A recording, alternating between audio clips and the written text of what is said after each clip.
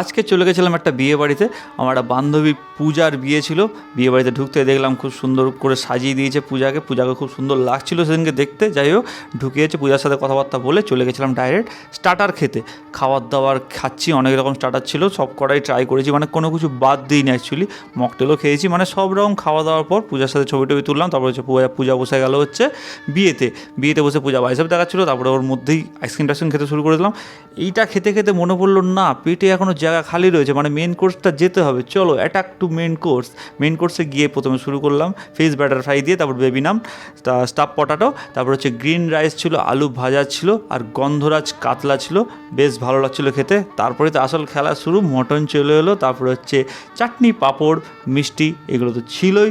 খাওয়া দাওয়ার পর সুন্দর বাঙালি পান খেয়ে নিয়েছিলাম। পান খেয়ে পূজা যখন 7 পাকে ঘুরছিলো তখন আমরা সব কটা বন্ধুবান্ধব মিলে নাচানাচি করছিলাম। নাচানাচি করে বিয়েটা। আর ভিডিওটা ভালো লাগলে অবশ্যই লাইক করে দিও।